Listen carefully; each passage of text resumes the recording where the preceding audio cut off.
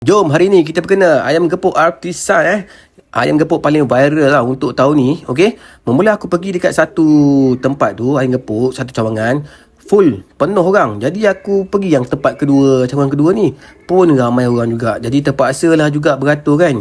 Ingatkan tak ramai tapi ramai juga geng. Ni hari biasa ni, hari Senin tau. Bukan hujung minggu ke apa tau. Dia yang best ni ayam gepuk ni, artisan ni.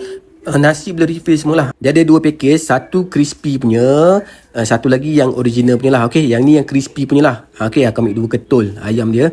Lepas tu yang ni yang original dia lah. Okey, yang klasiknya okey.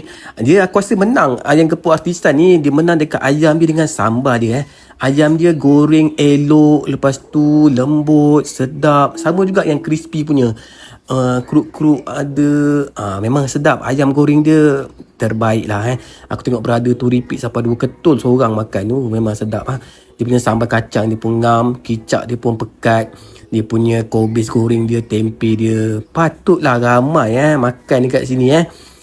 Sedap dia lain macam geng. Korang boleh try lah. Korang boleh try. Okay. Memang yummy sangat lah. Berbaloi-baloi.